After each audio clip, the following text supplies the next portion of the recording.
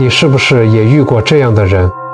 明明是你掏心掏肺去帮忙，结果却在背后被他狠狠捅了一刀，你气得全身发抖，跑去跟他解释，结果你越解释，他越起劲，你越生气，他反而越得意。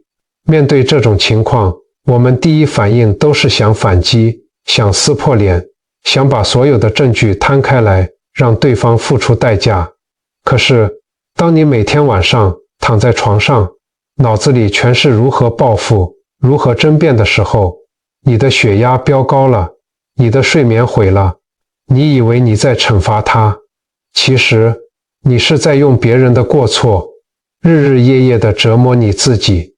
你真的甘心把你下半辈子的平静全耗在这个根本不值得的人身上吗？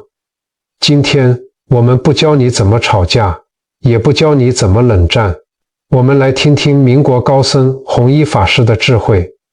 这支影片我会告诉你，面对烂人，最高级的惩罚究竟是哪2个字？看完之后，你将学会3个立刻就能做的微行动，彻底收回你人生的遥控器，不用弄脏自己的手，你就能赢得彻彻底底，找回内心真正的自由。那这个最高级的惩罚究竟是什么呢？表层的答案就是无视2个字。很多朋友会想，无视听起来好像太简单，不就是装作看不见吗？其实真正的无视是在你的整个世界里，这个人从此不重要了，你根本不需要去赢他，因为你早就已经不在他的棋盘上了。就像弘一法师年轻时遭人恶意诽谤，朋友们劝他赶快澄清，他却平静地说，谤从口出，便从心生。别人的诽谤是从嘴巴里出来的，而你的辩解是从心里生出来的。只要你不开口，心里也不动念头，那诽谤要从哪里来？争辩又从何起呢？这才叫真正的无视。为什么无视有这么大的力量？因为当你想惩罚对方，想赢他的时候，你的情绪和时间全都被这个人绑架了。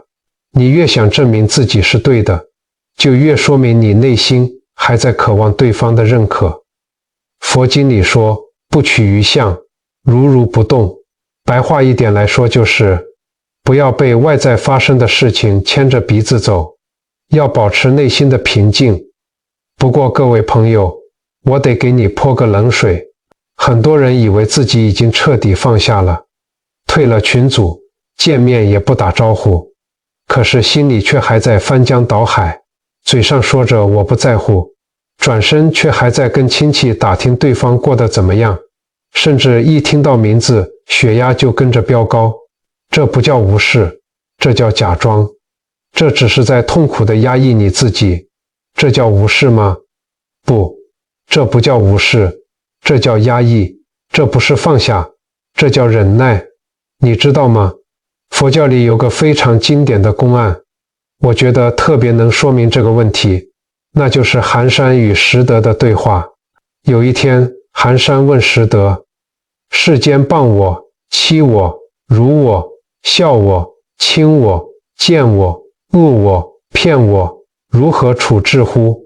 拾得回答说，只是忍他，让他，由他，避他，耐他，敬他，不要理他，再待几年，你且看他。这段话很多人都听过，但大部分人都只做到了前半段的忍他，由他，却没有做到真正的不要理他。很多人只是把那口气憋在心里，用意志力死死压住自己的情绪。我们来打个比方，竹子大家都见过吧？假无视，就像用一根粗绳子死死地把竹子绑在木桩上，不让它随风摇摆。表面看起来这根竹子纹丝不动，但那是因为你用力绑住了它，它的内在其实非常紧绷，随时都会断裂。真正放下的竹子就不一样了，风来了，它就顺着风摇摆，风过了，它自然就回到原位，不费力，不紧绷，自然得很。这就是关键的区别。如果你的无视需要靠意志力来维持，需要不断地在心里提醒自己，我不在乎，我不能生气，那就说明你还没有真的放下，你还在和对方纠缠，只不过你是以压抑的方式在纠缠。表面上风平浪静，内心却暗流涌动。你以为你无视了对方，其实对方24小时都住在你心里，占据着你的心力。这就是假无视最可怕的地方，它让你觉得自己是在惩罚对方，其实你是在惩罚自己，用最痛苦的方式在折磨自己。既然假无视这么伤身，那我们到底该怎么办呢？答案其实很简单，就是2个字：不动。这才是对伤害你的人最高级惩罚的深层答案。但这个不动2字说起来容易，做起来却像是一座3层楼的建筑，你要一层一层慢慢往上爬。我们先从最外层开始，第一重境界叫做行为上的不动。这是一开始最容易看到，也是我们最容易下手去练的一层。它包含了3个方面：不争辩，不纠缠，不关注。对方说什么，你不反驳；对方做什么，你不理会。对方的种种动态，从此与你无关。我来跟各位分享一个真实故事。有一位热心的大姐，平时在道场和社区里非常发心，常常自掏腰包做志工，帮忙张罗大小事，逢年过节更是忙进忙出。可是呢，偏偏就有那眼红的人，在私底下的群组里造谣，说他爱出风头，爱管闲事，甚至还含沙射影，怀疑他经手的活动账目不清不楚。大姐听到这些话，简直气坏了。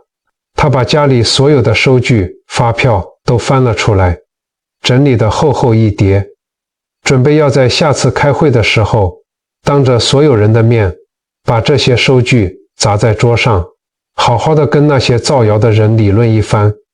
那几天，她整整几个晚上没睡好，满脑子全是在演练要怎么反驳，怎么当众揭穿对方的真面目。后来，一位长辈听说了这件事，把他拉到一旁，只跟他说了一段话。长辈说：“你把收据摊开来，确实能证明你的清白，但你也同时接住了对方丢过来的泥巴。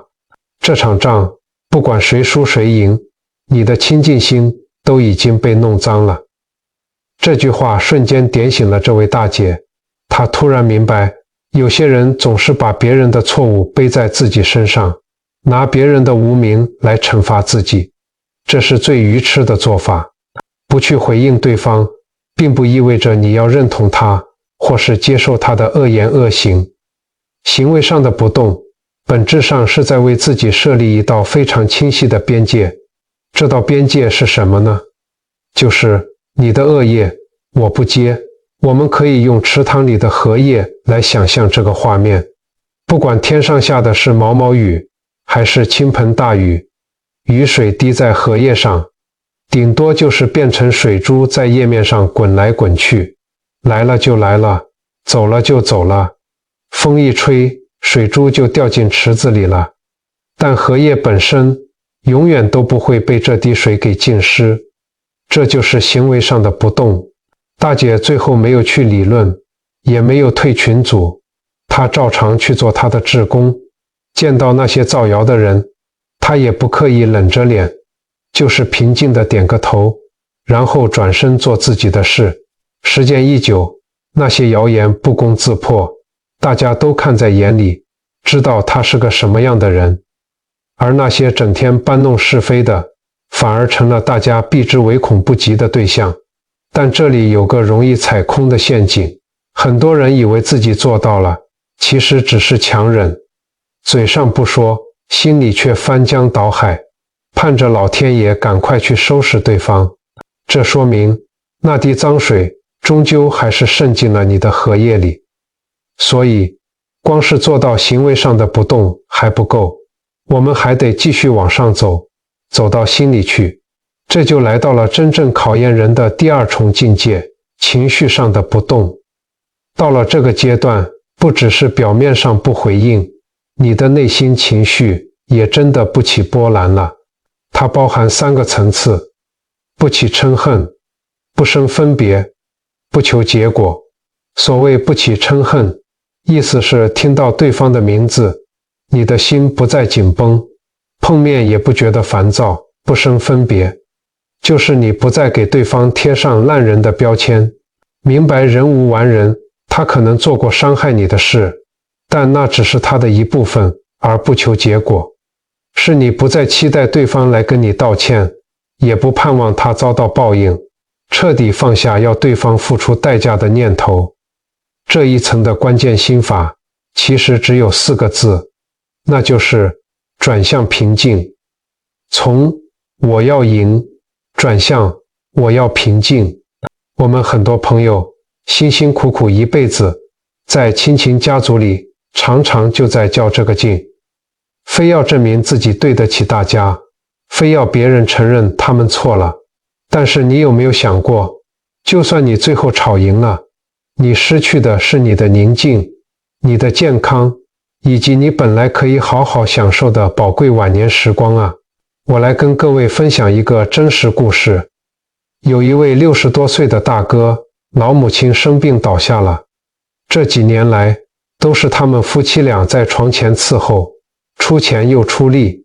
可是平时很少回家的弟妹们却常常在聊天群组里指手画脚，今天嫌饭菜不够营养，明天又挑剔看护不够用心。这位大哥一开始真是气炸了，他觉得自己尽心尽力，却被嫌弃成这样。他每天在群组里跟弟妹争辩，甚至气到想要直接退群。他满脑子想的都是，一定要让你们知道你们有多不知感恩，一定要让你们承认错误。结果呢，弟妹们没认错，大哥自己的血压倒是飙高了，晚上气到睡不着觉，白天照顾母亲也变得没有耐心。后来他去寺院里拜佛，遇到了一位师父。师父听了他的委屈，只问了他一句话。师父问：你要争那口气，还是要自己的命好？你用自己的痛苦去惩罚他们的过错，这笔账划算吗？大哥愣住了，他突然惊醒，自己每天睡不好，吃不下，难道就为了等弟妹们良心发现的那一天吗？如果他们一辈子都不认错，难道自己就要跟着气一辈子吗？从那天起，大哥做了一个决定，他不再期待弟妹们会改变，也不再为了他们的冷言冷语生气。群组里他们爱怎么说，就让他们说去。他只专注一件事，就是照顾好老母亲，同时照顾好自己的心情。神奇的是，当他不再去对抗，不再去争辩的时候，他发现自己的心宽了，晚上也睡得着了。后来弟妹们回来看母亲，看到大哥平平静静的样子，自己反而觉得理亏了，挑剔的话也渐渐少了。有时候最强大的力量，恰恰是你放下了想要改变对方的力量。当你不再执着于我要赢，你才真正拥有了好命。这就是第2重境界的奥秘。接下来我们要说的第3重，会让你的心量彻底打开。我们来到了这座建筑里最高的境界，叫做本性上的慈悲。到了这一层，你不仅是不生气了，你甚至能开始理解对方。你会明白，一个内心富足、真正快乐的人是不会去算计别人、伤害别人的。对方的恶其实是源自于他的无明，源自于他内心的恐惧和贪婪。我认识一位朋友，前几年遇到了一件很痛心的事。他一位认识了几十年的老朋友跑来家里哭诉，说遇到急难，需要借一笔钱周转。这位朋友心肠软，顾念几十年的交情，就把自己辛苦存下来的汇钱，还有部分的养老本，全都借给了对方。结果呢，这笔钱就像丢进了水里。几年过去了，对方不但不还钱，甚至过年过节连通电话也没有。最让人生气的是，对方还在其他老朋友面前哭穷，甚至反咬一口，说这位朋友当初借钱的时候利息算得有多高，说他见死不救，逼人太甚。遇到这种事，谁能不恨呢？朋友当时气得全身发抖，恨不得冲到对方家里去讨个公道，想让全天下都知道这个人有多么不要脸。可是当你心里升起这个深深的恨意时，你的灵魂就已经和对方死死地纠缠在一起了。佛法里有一个非常重要的观念，叫做因果律。很多朋友可能觉得，我放下了，不理他了，那难道坏人就这样赢了吗？难道就让他逍遥法外了吗？这其实是我们对因果最大的误解。你要知道，因果不是什么神秘力量，也不是老天爷在记账。因果就像重力一样，是宇宙运行的自然法则。他骗了你的老本，还在背后说坏话。这恶因一旦种下，自然就会长出恶果。根本不需要你亲自去报复，不需要弄脏自己的手。这不是不报，是因果法则自然会去收拾它。你若去报复，反而是给自己造了恶业，把自己从受害者变成了施害者。这样你哪有赢呢？只是把自己也赔进去了。再往深一层想，你真的以为他赢了吗？一个会去欺骗老朋友、背信忘义的人，内心该有多么匮乏黑暗。他每天要撒谎来圆谎，到处提防别人，心里根本没有半点平静可言。他其实是被自己的无明给困住了，正在给自己制造无尽的痛苦。当你看透了这一点，你的无视就会升华成真正的慈悲。这不是高高在上的冷漠，而是一种充满悲悯的不纠缠。我看清了你的无明，看见你未来要承受的苦果，所以我选择放手，绝对不让自己被拖进深渊。金刚经里说，一切有为法，如梦幻泡影，钱财没了就算了，转个念，当作是还了过去生中欠他的债，这辈子就两清了。如果你为此在心里种下怨恨，变成每天都不快乐的人，那才是真的吃大亏了。真正的不动，就像是一棵大树，根深深地扎在泥土里，外界的风再大，别人的嘴再坏，也吹不倒你内心的慈悲与清净。这才是化解恩怨最高级的智慧。说到这里，可能很多朋友心里会有很深的无奈。你可能会叹气说，前面提到的做法，不管是退群组还是保持距离，对外面的亲友确实做得到。可是，如果这个烂人，这个不断消耗你的人，是每天跟你睡在同一张床上的老伴呢？如果他是跟你住在同一个屋檐下的家人呢？或者是那个你怀胎10月生下来，现在却对你大呼小叫，不懂感恩的孩子呢？这些人我们没办法封锁，没办法退群组，更没办法狠下心来永远不见面。这种天天被柴米油盐搅和在一起的纠缠，就像是被判了无期徒刑一样，逃不掉也躲不开。这时候，这个所谓的无视，所谓的不动，到底该怎么做？这是一个非常真实也非常痛心的问题。很多朋友半辈子都困在这个屋檐下的牢笼里，每天为了对方的一句嫌弃，为了一点生活习惯的不同，气得晚上睡不着，连肝脏都在隐隐作痛。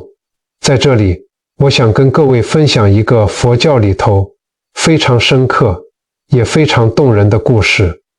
这个故事或许能为你解开这个屋檐下的死结。在很久很久以前，有一位修为很高的老和尚，带着一个小沙弥在山里修行。有一天下了场大雷雨，泥水顺沟渠往下冲。雨停之后，老和尚带着小沙弥到寺庙外头巡视。走着走着，老和尚突然停下了脚步，他看到前面的小水坑里有一只蝎子掉进去了，那只蝎子在泥水里头拼命地挣扎，眼看着就要被淹死了。老和尚二话不说，立刻蹲下身来，伸出手想把蝎子从水坑里捞出来。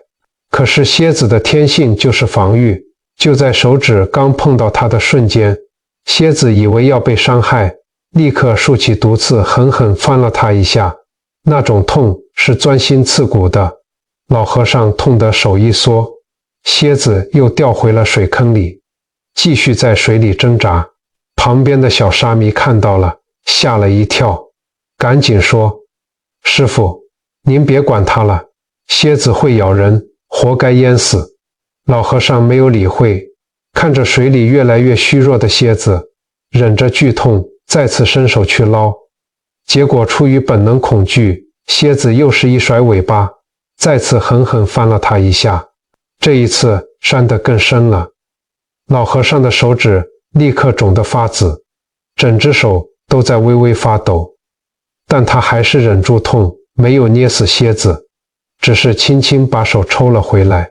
这时候刚好有一位下山砍柴的农夫路过，他很不解地对老和尚说：大师，您糊涂了吗？明知蝎子会拴人，也不懂感恩，您为何还要一次次伸手让它宽？这不是找罪受吗？让它淹死算了。他看着自己发紫的手指头，脸上不但没有生气，反而露出了非常平静、非常慈悲的笑容。老和尚轻轻地说：传人是蝎子的天性，因为恐惧，他必须用毒刺保护自己。但是慈悲是我的天性，我是一个修行人，看到众生受苦，伸出手去救拔，这就是我的本分。老和尚顿了顿，接着说：我怎么能够因为蝎子看人的天性，就放弃了我自己慈悲的天性呢？他做他该做的事，我做我该做的事，我不要求他懂得感恩，但我必须守住我自己的这颗心。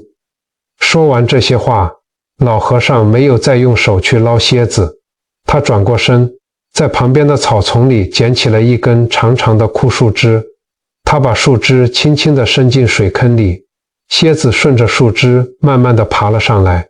就这样，老和尚用这根树枝把蝎子平平安安地放到了干燥的草地上。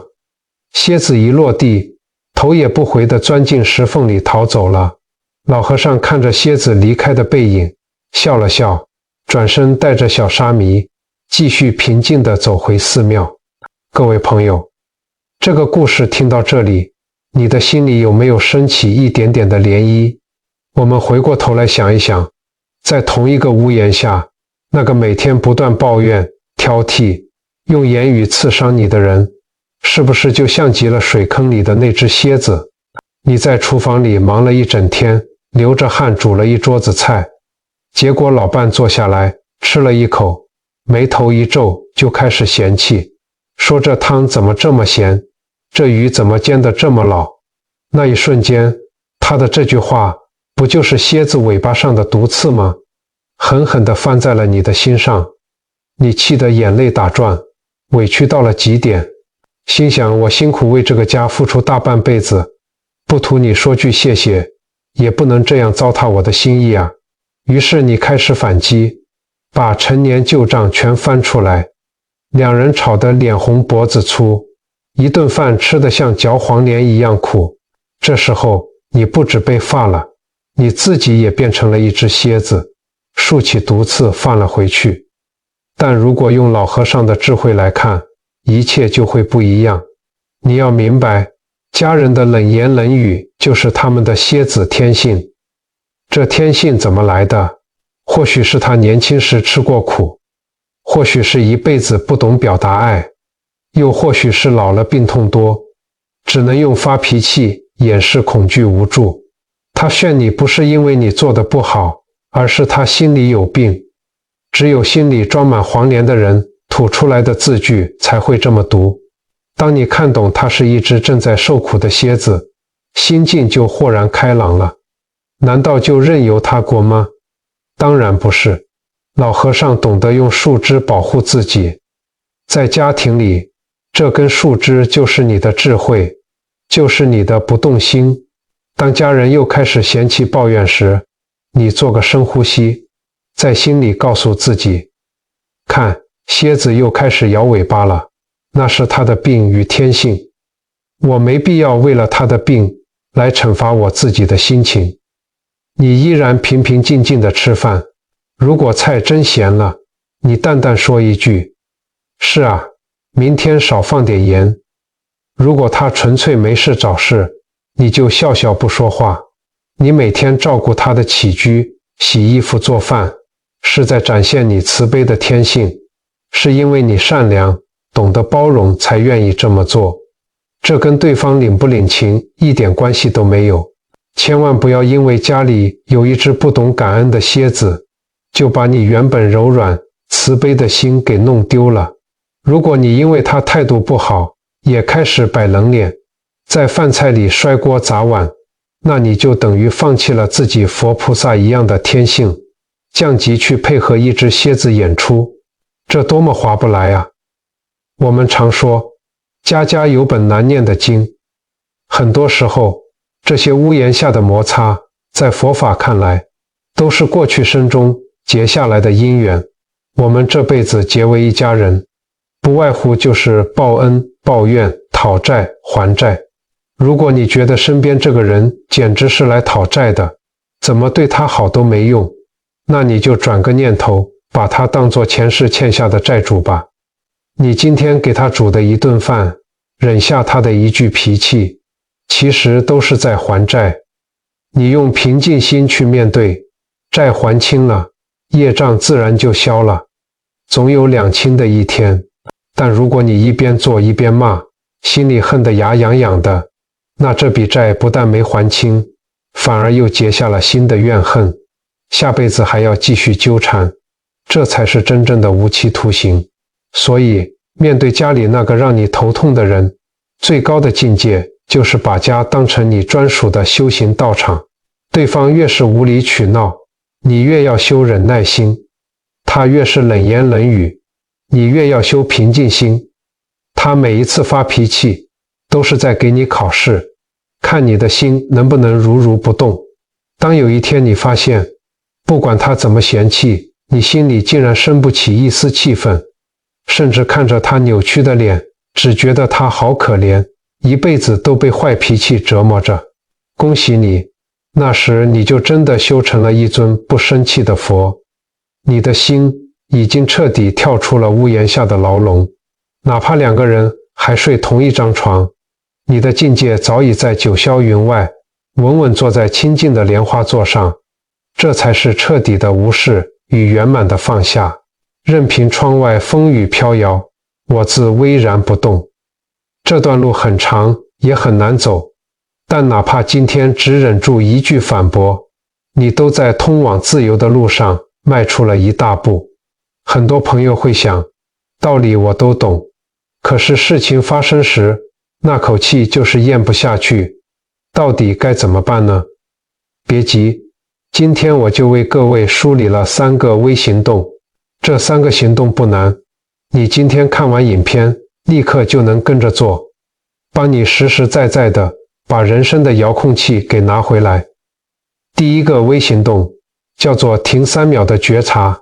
当你听到别人在背后说你的闲话，或者在家族群组里看到那些指桑骂槐的文字，你那一把火整个冒上来，想要冲去理论，想要马上打字回呛的时候，请你一定要忍住，给自己停下来的3秒钟。你可以做一个深呼吸，就在这3秒钟里，你在心里问自己一句话：我现在是不是要把我今天的好心情，还有我这几十年修来的涵养，交给这个我根本看不起的人来控制了？这关键的3秒钟，就像一个刹车，能帮你瞬间从情绪的漩涡里拔出来。换个角度想，他不配拥有你的情绪，你又何必随之起舞呢？第二个微行动叫做物理上的断舍离。很多朋友心太软，总觉得退群组不联络好像撕破脸太难看，怕别人说闲话。但你要知道，保持距离本身也是一种慈悲，既是不让对方有机会继续对你造口业，更是保护你自己得来不易的清净心。那些每天充满抱怨，只会传播是非的群组，该退就退；那些借钱不还，满嘴谎言，只会消耗你的联络人，该封锁就果断封锁，眼不见心清净。你千万不要把自家的院子打开，任由别人把情绪的垃圾倒进来。真正的放下，从切断有毒的连结开始。第3个微行动叫做睡前的情绪剥洋葱。如果你白天做到了不理会，可是晚上躺在床上还是觉得受了委屈，翻来覆去睡不着，那个人的话语就像幽灵一样跑出来折腾你。这时候你可以试着在床头柜上放一杯清水，你静静地看着这杯水，不要去压抑自己的情绪，勇敢地承认它。你可以在心里对自己说，是啊，我今天真的受委屈了，我真的很生气。承认它，这是松绑的第一步。然后你看着平静的水面，慢慢地告诉自己，别人的过错不应该由我的睡眠和健康来买单，他的业障他自己背，我的福报我自己修。你就这样静静地看着水，想象自己的心也像这杯水一样，所有的杂质，所有的委屈都慢慢沉淀到了杯底，上面留下的是清澈见底的平静。这3个小小的行动不是要你去改变外面的烂人，而是把你耗在别人身上的心力一点一滴地收回来。当你的心安定了，外面的风雨自然就小了。这3个方法不用花半毛钱，今天晚上就可以试试看。来到这里，我们已经走过了这趟修心的旅程，从一开始强忍着不去理会，到后来心里真的不起波澜，再到最后我们看清了因果，生出了真正的慈悲。这是一条多么不容易却又多么殊胜的道路。弘一法师临终前留下了4个字，悲心交集。这4个字给了我们面对世间恩怨最好的答案。什么是悲？是悲悯那些被无明驱使造下恶业伤害别人的人，因为他们未来还要尝尽苦果。什么是心？是欣慰自己终于看破虚幻，即使踩了刹车，拿回人生的主导权，不再和他们一起往下坠落。面对烂人，最高级的惩罚从来不是比谁更狠，而是让你自己彻底自由。当你不再需要对方的道歉来证明委屈，不再期待对方的改变来换取平静，你就彻彻底底的赢了。别人的嘴我们堵不住，但我们的心可以像一座深山里的古庙，不管外头狂风骤雨，庙里的那盏长明灯永远安静明亮。所有的恩怨到头来不过是过眼云烟。人生走到这个阶段，剩下的日子都是无价的宝贝。把烂人烂事请出生命吧，把所有的时间留给自己，留给真正爱你的家人，好好吃饭，好好睡觉，把心养得宽宽的，这才是最有福报的晚年。今天相聚在这里，就是我们结下的一个善缘。如果你今天的心感受到了一点点平静，得到了一点释怀，我想邀请你在底下留言区，为自己也为所有受苦的众生留下一句祈福。你可以写下，愿一切善缘皆得圆满，恶缘皆化成烟。让我们把慈悲与放下的力量传递出去，凝聚成充满温暖的正向磁场。当你的心发出善念，这份不可思议的善念最终都会化为福报，回到你自己身上。祝福你在未来的每一天都能八风吹不动，稳稳地坐在属于你自己的莲花座上。愿你日日平安，心安自在。南无阿弥陀佛。如果今天的这份陪伴与故事让你的心多了一份安定，邀请你按个赞、订阅、分享，也可以开启小铃铛，把这份善缘留在身边。未来我们还会在这里继续用佛法的智慧陪你走过人生的每一个春夏秋冬。感谢你的聆听，我们下次见。